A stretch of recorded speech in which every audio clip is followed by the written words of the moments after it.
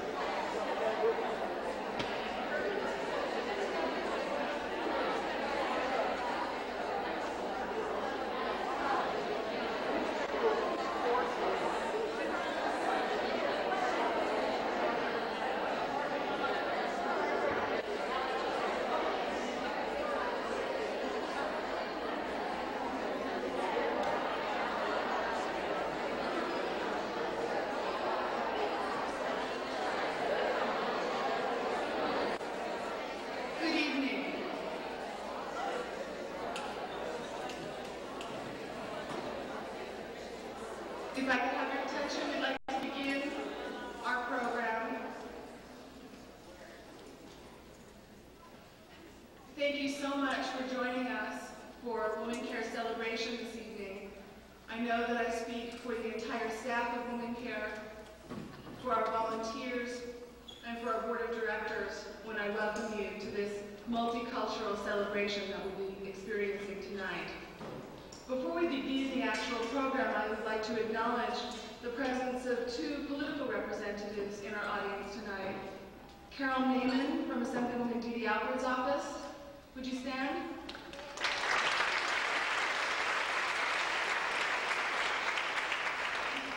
And the Honorable Lucy Calais in person.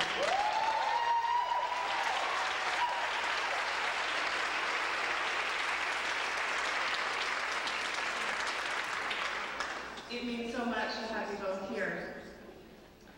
My name is Phillips, and I'm the Executive Director of Womancare Clinic, just one in a series of women who have had both the privilege and the responsibility of holding this position of translating Womancare's mission statement into a reality.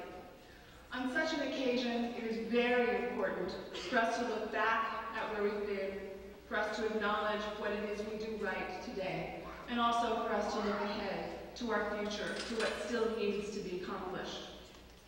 Let's take a moment and look at our history. Let's name our foremothers.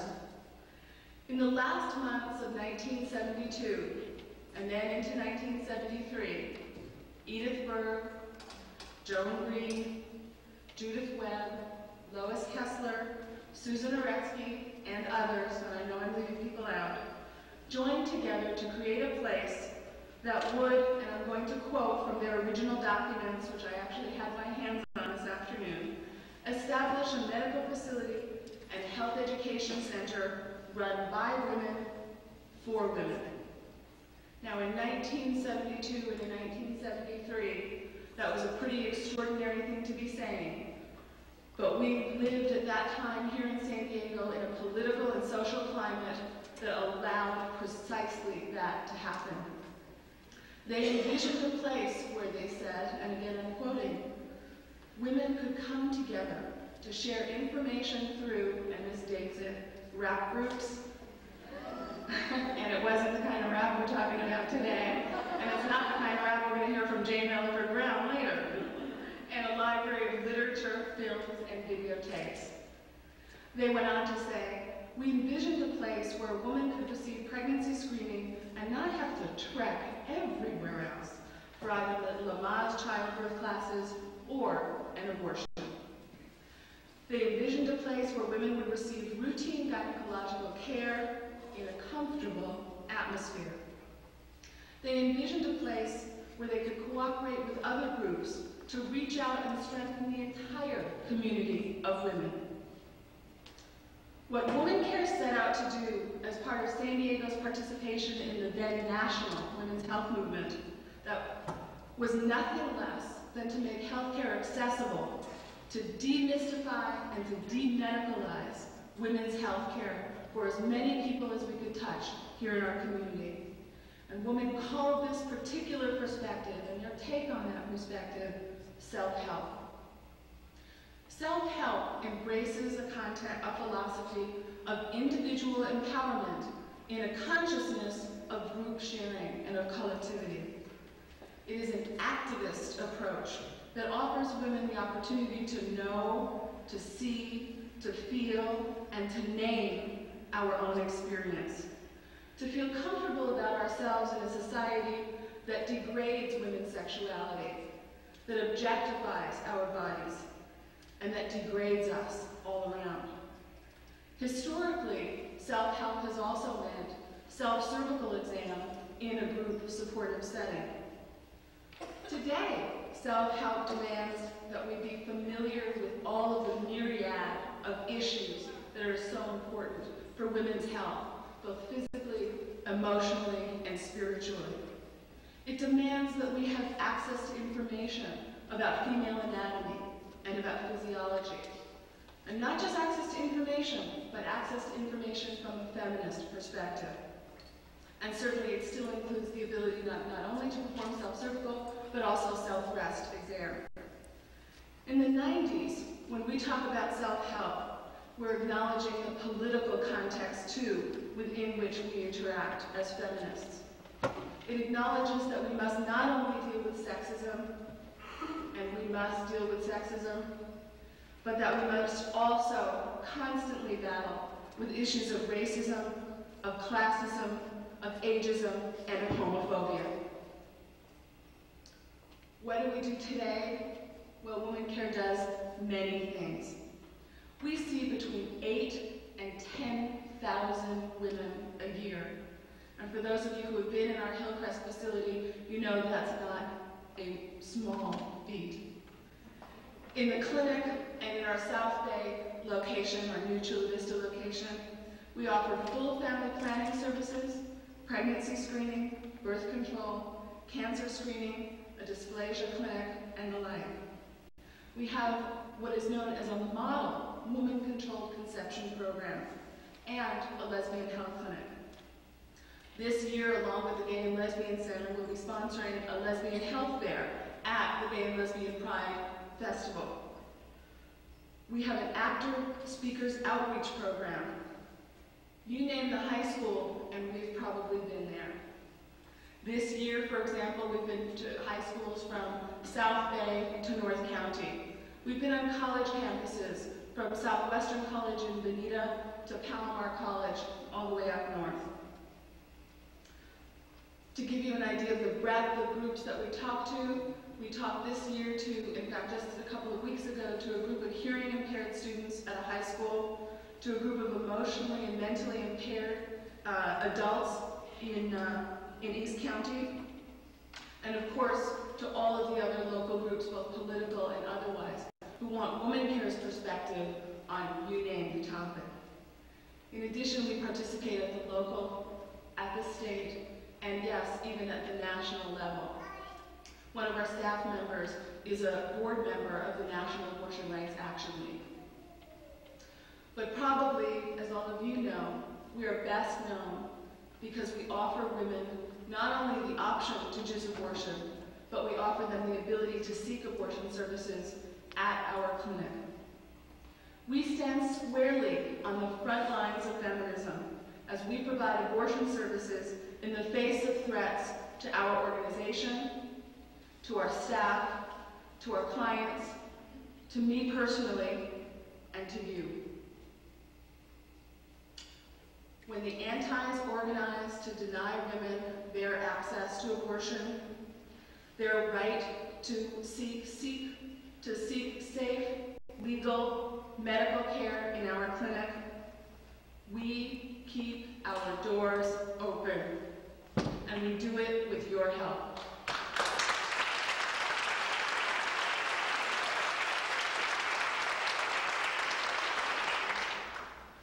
We provide the medical care inside, and you help us with the defense on the outside. We are choice in action, and without our clinic and the other clinics that there are to provide services, there is no choice in this country, in this state, and in this community, our community. In the future, we will ensure that women are able to learn about their bodies, their reproduction, their sexuality, and about themselves in a safe, respectful environment. In the future, we will acknowledge all heterosexually active women as heroines. For heterosexually active women spend most of their reproductive lives trying to prevent pregnancy, not trying to get pregnant. And the fact that they do it successfully most of the time deserves applause.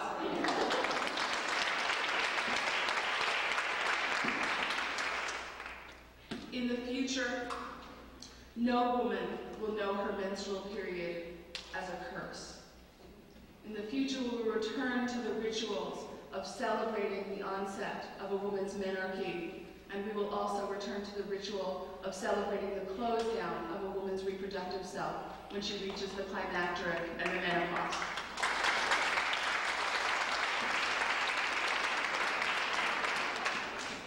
In the future, no woman will deny her own beauty. We will revel in the beauty of the diversity of women, of that which we understand to be womanly, to be female, and yes, to be powerful. In the future, we will have nothing less than the full range of choices for our health care, for our medical care, for our emotional well-being, and for our spiritual selves. In the future, we will have built an organization and a community of women and of men that is built on a foundation of integrity, and trust. The foundation that we already have allows us to experience love and to take risks. The foundation has already been strong enough to survive the earthquakes we've experienced and is strong enough for the earthquakes that are inevitably to come. The foundation allows for stress and for strain, for forgiveness and for joy. Our organization will last for a very long time. With tending like a garden, it can last forever. I think I speak for the staff and for our volunteers and for our board when I say part of our philosophy of care has to do with the following. As feminists, we urge ourselves every day, and we ask you to question authority. We ask you to take a stand. Refuse to be divided. Never stereotype yourself or oppress another person. Remember that when we allow our bodies to be treated as objects, our minds are in mortal danger. Dare to tell the truth about women's experience. Dare to hear the truths. Do some combination of these things, and in so doing, we will lead Womancare and women's health and the feminist movement into a bright future. Together, we will make a difference. So say with me, say to yourselves, along with Charlotte Bronte's Jane Eyre, I have an inward treasure born within me, which can keep me alive if all the extraneous delights should be withheld or offered at a price I cannot afford to give. Thank you, and welcome to our celebration.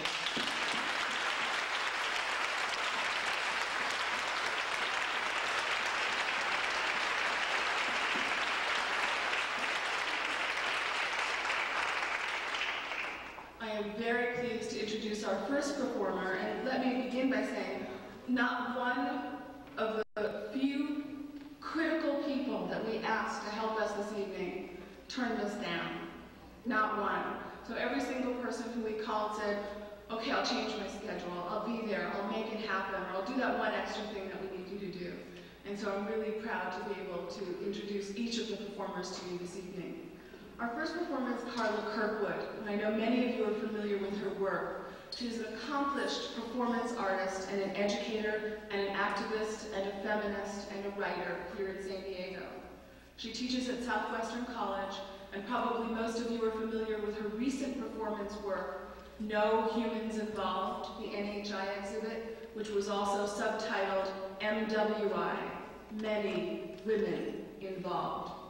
She's going to be doing a very special performance for us tonight entitled Rebecca. Please welcome Carla Kirkwood.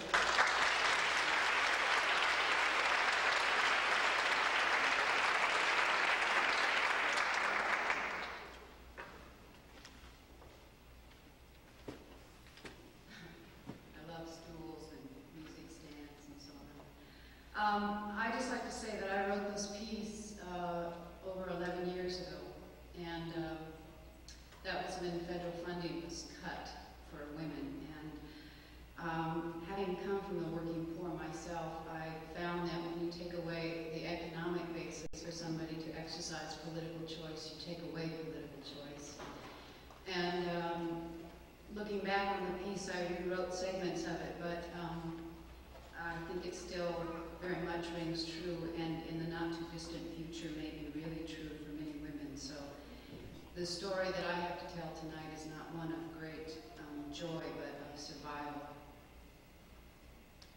I used to love riding in the back of our old Ford station wagon. Well, sort of, long trips mostly. My mom and dad would sit up front, me and my 3 oldest brothers would squeeze into the middle seat, and my baby brother and sister would sit in the back, rolling around with every curve in the road, always trying to climb over into my lap. I only liked one of my older brothers, and he always sat way over on the other side of the car behind Mom. The other 2 brothers I had affectionately nicknamed shitheads would be cramped men next to me, shoving their elbows into my side. Move over, fatso, you're taking all the room. I knew that wasn't true. My left side would be squished into the car door handle, and my face pressed against the window. Shut up, I used to tell him, an act of bravery considering how they always practiced the old migers right routine on me. And sure enough, no sooner than I tell him to shut up, one of them would slap me on the head. Don't tell me to shut up, ugly. Then I'd yell, and my father would ask my mother, what the hell is going on back there? Without turning around, a long, slender hand would swing indiscriminately back into the middle seat, usually landing on top of one of the shitheads' faces. And that would put an end to the fighting momentarily. But what I liked about the ride was the sun coming in through the window, the heat, and the movement of the car would put me into a strange kind of sleep. My left cheek would bounce ever so slightly against the window. I'd close my eyes and forget about the shitheads, and I'd daydream. I'd dream about being a princess with no brothers, and I'd have long hair, long golden hair. Golden because the sun would shine right through the middle of my body, gently warming every part of me, starting at the center and moving outward to my arms and legs and head and hair. I dreamed that my mom, the queen, was dead, lying in a coffin, roses clutched in her long, slender hands, and my father, the king, having only his daughter left, gave me everything I wanted. He carried this big ring with huge golden keys hanging from it. Daddy always had the keys to the car, to the house, to the shed out back. He had the keys to everything. Sometimes the king would give me the ring with all the keys clinking together, and I'd run through the castle, opening all the doors, forcing rays into every darkened room. The longer the car trip, the better the dream got. I loved it. Sitting in that seat, eyes closed, moving along into a world that didn't exist until finally one of the shitheads would smack me on the head again and say, stop taking up so much room. For years, long after Dad sold the station wagon, whenever I would ride in the back of any old car, I'd press my face against the window, close my eyes, and dream the same dream. Nowadays, you'd never catch me in the back seat of a car. If I can't ride up front or be driving, I won't get in a car. And I never close my eyes when I ride. Not anymore, not ever again. Most things we give up from childhood sort of disappear slowly. We don't even realize we're giving them up. We just stop doing them. But riding in a car with my eyes closed, dreaming that, I didn't just give up. I stopped it. And I remember the very day it happened. I remember that day walking in through the door of my apartment. It was quiet when I got home that day. And for a moment, I couldn't figure out what it was that seemed so different. And then it hit me. There were no kids running around, tearing up the place, wanting something. No shrill screams or giggling laughter. No running to the door when Mama walked in, telling on each other, begging for something to eat. My baby sister, full grown now, had taken my boy and girl for the weekend. Imagine that. The whole weekend. Now don't get me wrong, I love those two kids. If it hadn't been for them, I probably would have been dead or crazy by now. I was hot when I got home that day and tired.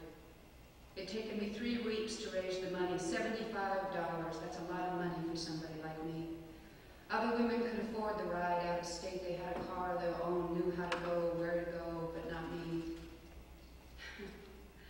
I can still remember that shit-eating grin on that nurse's face. Congratulations, you're going to be a mother. Holy shit. We regret to inform you would have been more appropriate. But hell, I knew I was pregnant. It wasn't any big surprise. I knew what it felt like to be pregnant. I just didn't want to hear it. I didn't want to hear it. My social worker style wasn't much better. The first thing she asked me on the list was, were you raped? And I said, no, I didn't remember it being that way. And then she said, was it a relative? And I said, what? Then she said very slowly, like she was talking to a 4-year-old, you know, like an uncle, your father, your brother. And I told her I knew what a relative was. And no, this was just a regular, off-the-street, non-relative type man. And then I said, look, lady, I'm not stupid. I'm just on welfare, that's all, okay? She looked at me for a moment and then clenched her teeth and smiled. Well, I'm sorry, she said, but we can't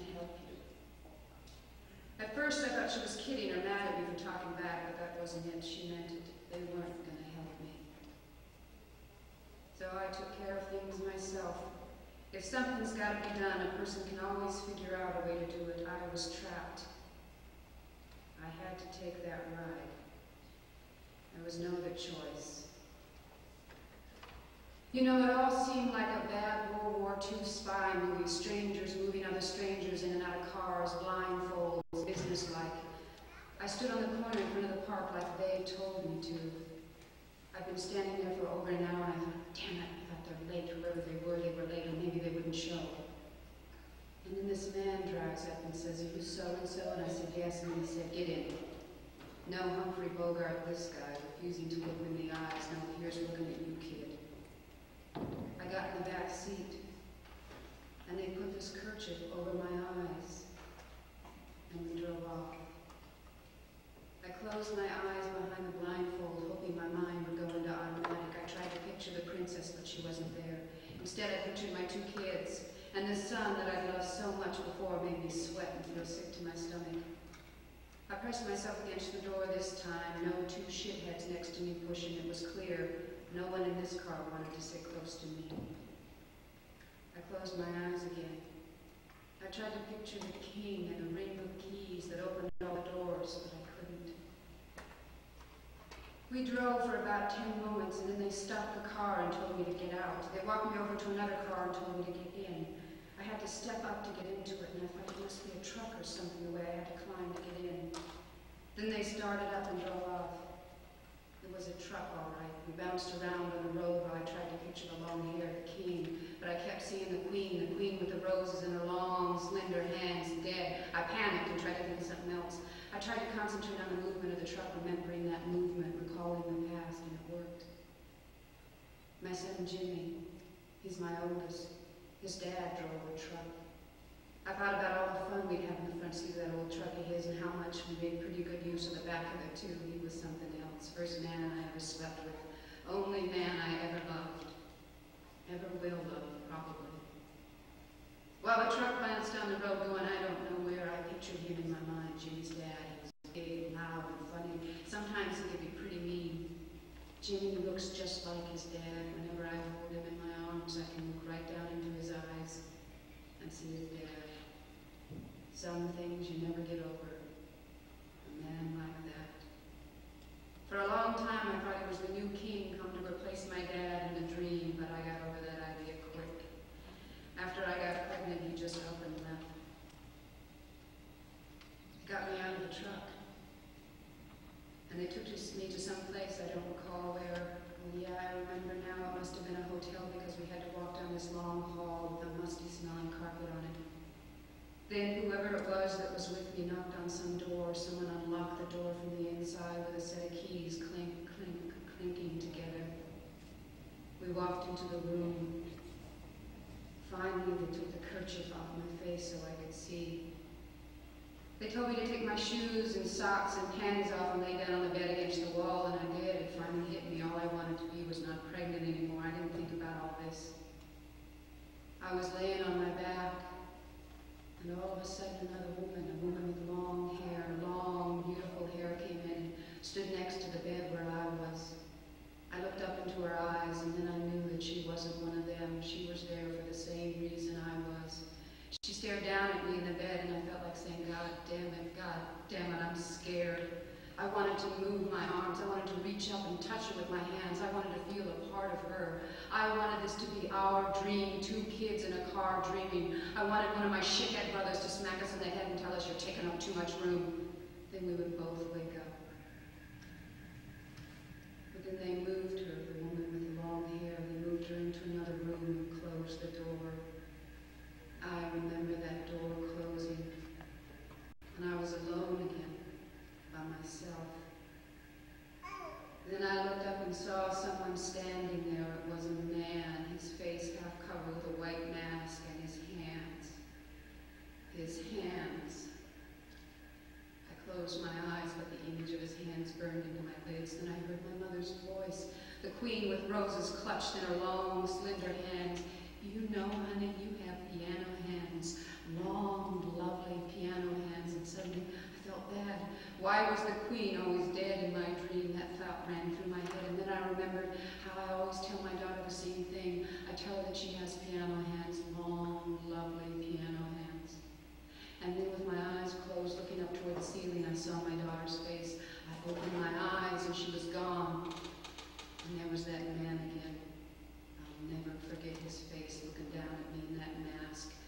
feeling him touch me like I was made of wood or something.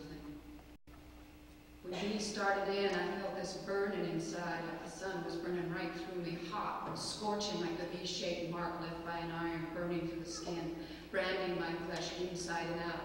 And there was a dull ache that turned into sharp pain. Did he know what he was doing? Then it felt like there was something pulling inside of me, yanking and pulling from the inside out. I tried to close my eyes, but his face was still there. It hurt, and I moved, and he said, "Hold still," and I did. But it kept hurting, and I couldn't help but move, and he yelled, "Damn it! I told you to hold still!" And then it was all over, and I could feel something warm. He told somebody else in the room to finish me up. Then he put some things in a towel. I heard these things clink, clink, clinking together in the towel. He picked them up and moved toward the other room. The room where the other woman was. The woman with the hair, a princess just like me. The woman I had wanted to touch. He moved toward the door with those things in his hand, and then I realized that he was going to use the same things on her that he just used on me. I heard the door close. I remember that door closing. When we were ready to leave, they put the kerchief back over my eyes. God, it was hard climbing into the truck this time. Then we drove to where the other car was, and I got into the back seat. After what seemed like a long time, they took the kerchief off and got me out of the car. When I got home, I knew something had gone wrong. I sat there in the empty apartment. I opened all the windows. I couldn't think anymore. After a while, I forgot where my kids were. I started freaking out. My clothes were soaked with sweat. I started talking to myself. Where are my kids? They should be home by now. What time is it? I gotta fix them something to eat. They'll be home real soon. Where are they? They should be home by now. I remember the look on that woman's face. I heard the clinking sound over and over again, and I thought, the queen clutching the roses in her long, slender hands is dead. She's dead. When I came to, I saw a man's face again, half covered with a white mask, and I thought I was back in that hotel. I ripped the needle out of my hand, and I fought to get off of the bed. It took every nurse and doctor around to hold me down. The nurse kept repeating that I was okay now, that I was at the hospital, that everything was okay now. My baby sister moved next to the bed and told me that everything was all right. She found me on the floor of the apartment on Monday morning. The infection had spread, and they had to remove parts of my insides. "You are lucky to be alive," she said. "Lucky to be alive." After a couple of weeks, they took me home. When they tried to put me in the back seat, I refused to go. I sat up front, eyes wide open. If I can't ride up front or be driving, I won't get in a car. And I never close my eyes again when I ride, not anymore, not ever again. Like I said before, most things we give up from childhood sort of slowly disappear. We don't even realize we're giving them up. We just stop doing them. But riding in a car with my eyes closed, dreaming that I didn't just give up, I stopped it. And I remember the very day it happened.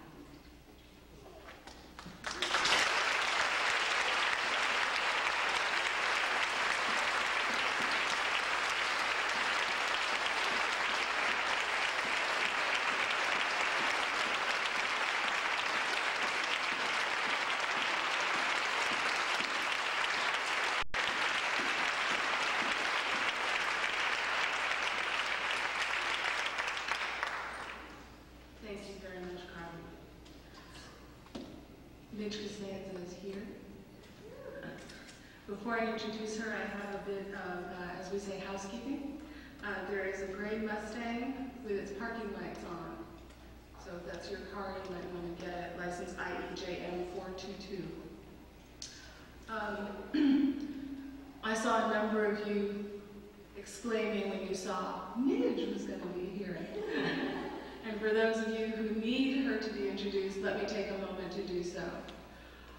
Most of us most of us who are on the West Coast became familiar with Midge when she was the top woman in the White House in the Jimmy Carter administration. And I know that if any of you had the feeling that I had on election day when I went to mark my ballot and I got to do Diane, and I got that shiver, and then I got to do Barbara, and I got to do that shiver again. And depending on what district you were in, you got to vote for some other pretty fabulous women in San Diego as well. I know that for a lot of us, when Midge was in the White House, it was like, there's someone speaking from our experience, and she's doing it on national television. We also knew that this woman was giving access to women from our experience into the Oval Office. She invited women from around this country to articulate their opinions, and she made sure those opinions were passed on to the president. Of course, Midge had been very active in Democratic politics both before that time and after that time. She is an outspoken defender of women's rights, and she is particularly outspoken and dynamic on the issue of choice. Her words are always inspirational. Please join me in welcoming Midge Costanza.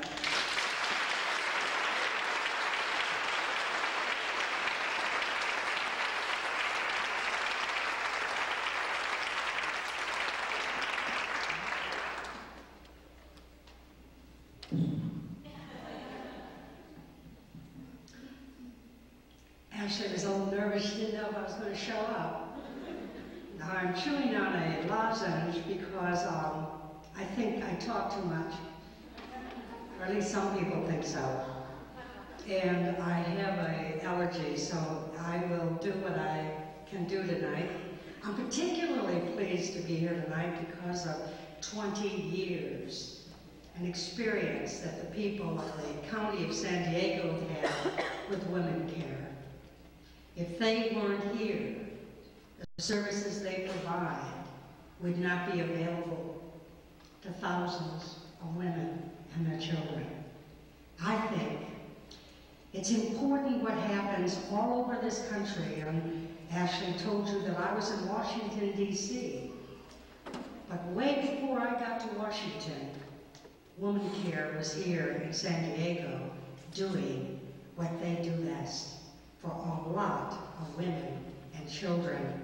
So I'm glad to be here with you celebrating their 20th anniversary, and I'm proud to be in this room with all of you who took the time to recognize who they are and what they do. Thanks very, very much for that.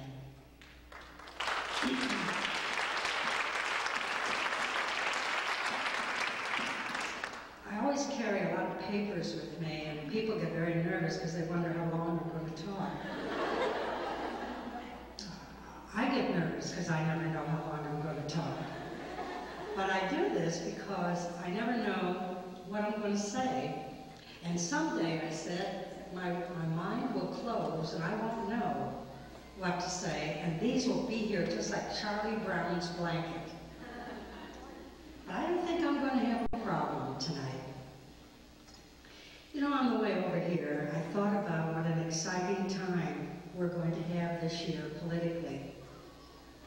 I remember 32 years ago when in my life I decided I was going to live and not just exist. And the manner in which I was going to do that was through politics. I was going to be somebody. I was going to do something with my life.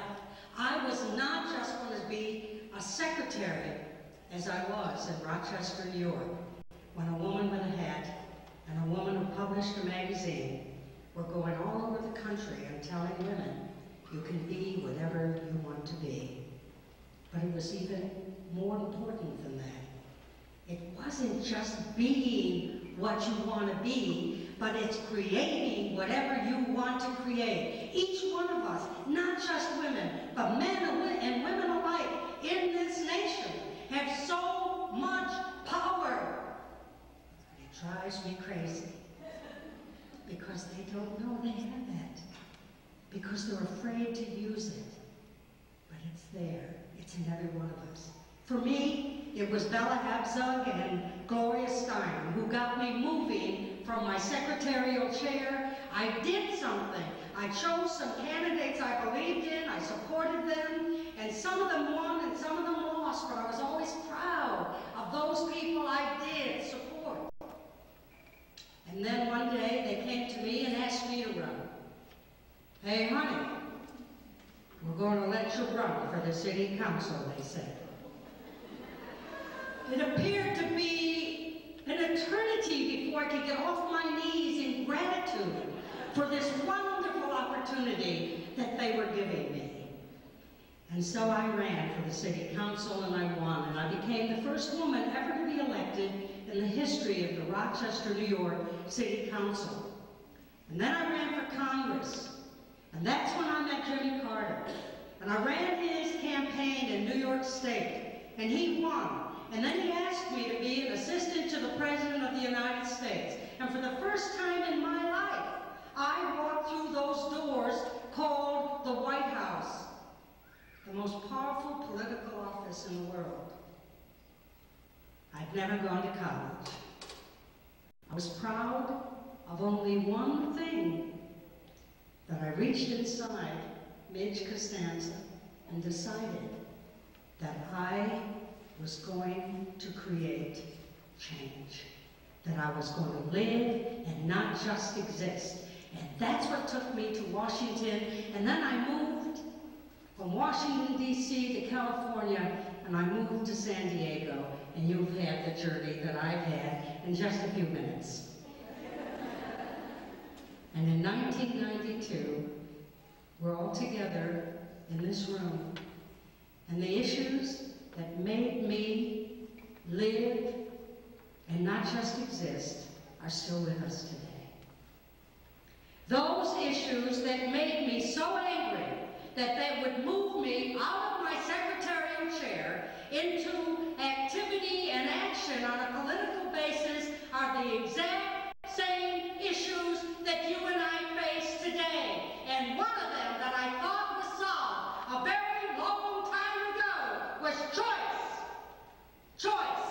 How dare they? How dare the president?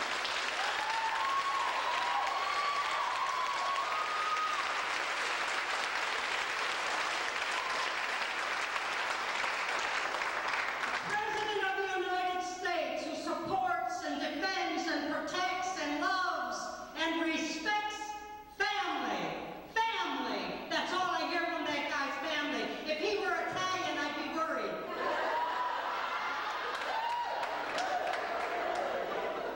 He talks about the family.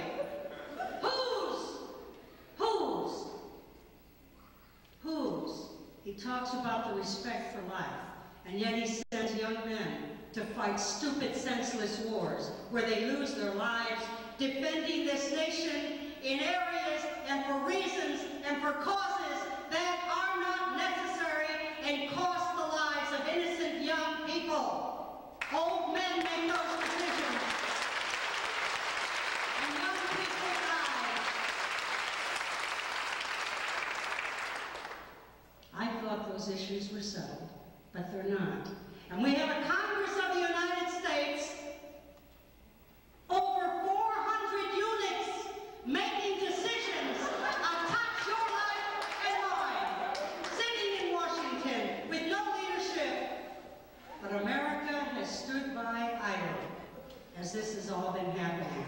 They say government doesn't work. I say bullshit. I say we haven't made it work. I say we have a responsibility for where it is today and for what it hasn't done, because we've allowed it to be what it is because we've been stuck. So when Ashley said, would I like to come here tonight to celebrate her anniversary, I was delighted. Delighted. It is an interesting, it's an exciting time. It's a time right now for opportunity, for each of us to reach in, to find out who we really are and what it is we really want to accomplish and what we want this government to really reflect. Because, folks, it's our government, it's our presidency, it's our White House, it is our country, and we have to let them know what it is we want.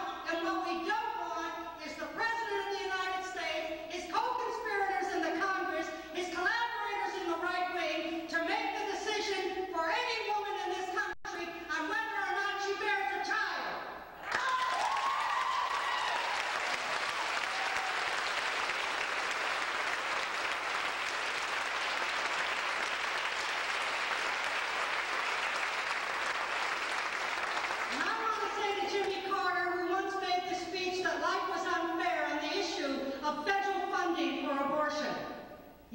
my boss, and yeah, we got a little angry at each other.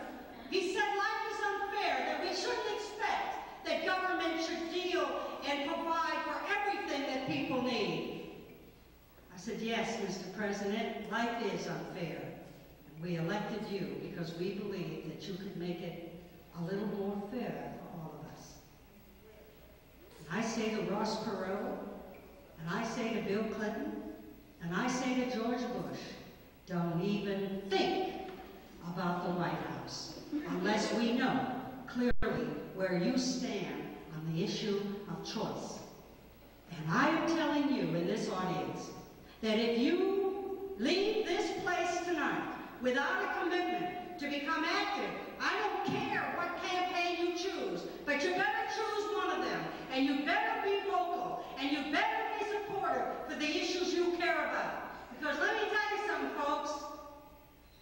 Government is not too big or too small. It's either good or it's bad. That's what it is. Never mind how large it is. If it's good, it can be as big as it wants to be. And if it's bad, it can't be small enough.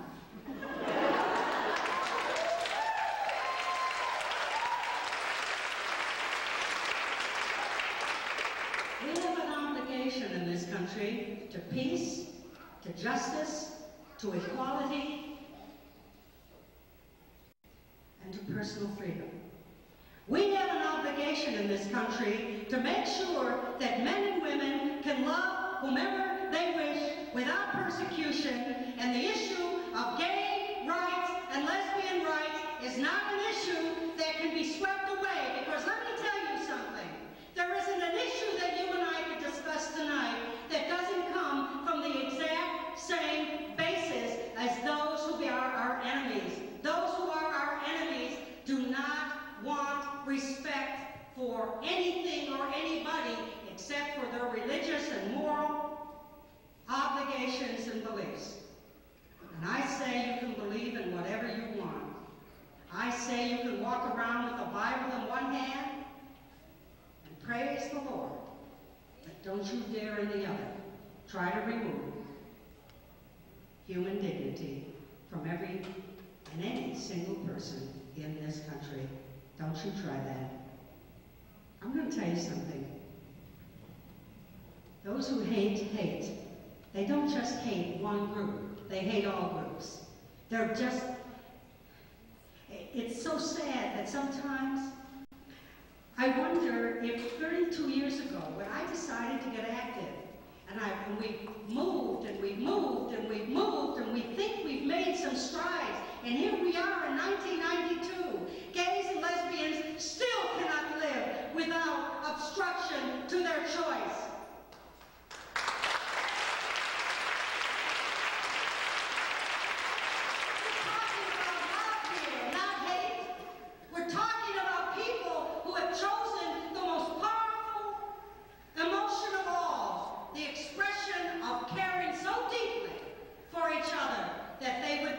Choices in their lives, regardless of the fact that they have a government that works against them. We're talking about peace. We're talking about a country that leaves its borders and goes into other nations and tries to tell other people what we would not tolerate anyone telling us, how they should live and what kind of government they should have. We're talking about equality for women, women who want to be legalized, for heaven's sakes, in the Constitution of the United States, not in confrontation with men, but with men, enjoying all the benefits of being alive in the most powerful, most beautiful, the most wonderful country in the world. Talking about kids being born. Talking about those kids having a chance in life, an education that prepares them for competition with foreign labor markets. We're talking about kids who are not safe on our streets. We're talking about kids who aren't even safe in their homes because they are beaten in the name of love. We're talking about women who are beaten in the name of marriage. We have the power. We have the power. We just need to want to do it badly enough. And I'll tell you something else. When I was in the White House, a lot of people came there, wanted to meet with the president, wanted to talk. Many groups came. But I'll tell you, nothing was more moving to me than the group of African Americans who came and said, hey, listen, Mr. President, you know when these people talk to you about how much money you're spending for welfare? They don't like it. Well, we don't either. We want an opportunity for our level of human dignity, a job, and a chance for economic justice in a world that belongs to us as well.